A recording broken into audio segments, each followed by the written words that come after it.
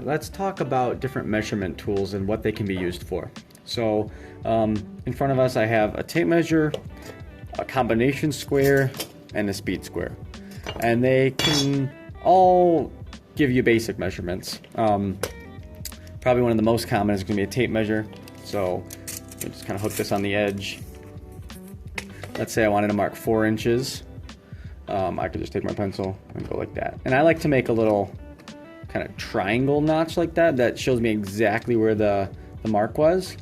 If I were to make a mark like that, let's say, this one's clear where I was pointing and it's easy to line up the blade.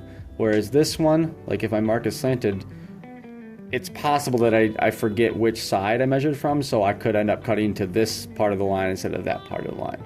So it's better to make a mark like that where you know exactly where you're pointing. But tape measure is pretty common. This one's measuring 1/16 of an inch, and it even writes out the 1/8 marks as well too. So some of them are written out.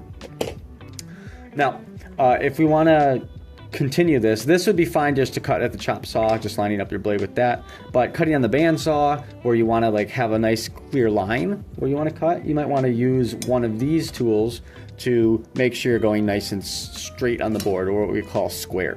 So speed square is probably the most common way to do this. So this part of the square, you kind of can just butt right up against the edge and it holds it tight, and as I slide it, you know, it's going to stay nice and straight.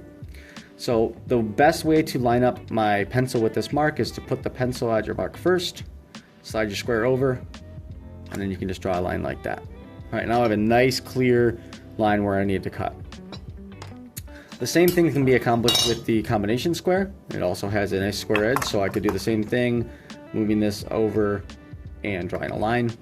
But what's nice about this is that this is adjustable. So by loosening this nut right here, I can slide this back and forth and then lock it back in place. So if I wanted to, let's say I wanted to mark an inch, instead of using a tape measure, I could set that to 1 inch, and then I could take the combination square and just go like this. And I know that that gap is 1 inch, and then if I'm done with it, I can then extend it and then, you know, continue drawing my line fully over all the way up. You can also set these, and this might be hard to do because it's kind of hard to hold the workpiece and move it at the same time, but you can also set it to a certain degree and then like kind of slide the square down.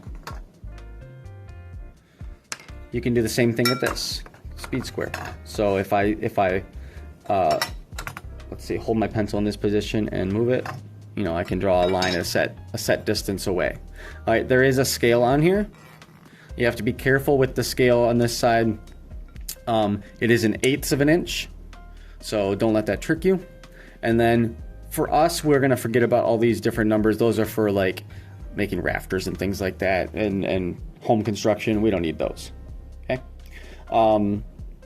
So we're really gonna use this to draw nice and straight lines. The other thing both of these have is a 45-degree angle built in, because that's one of the most common angles we're going to need.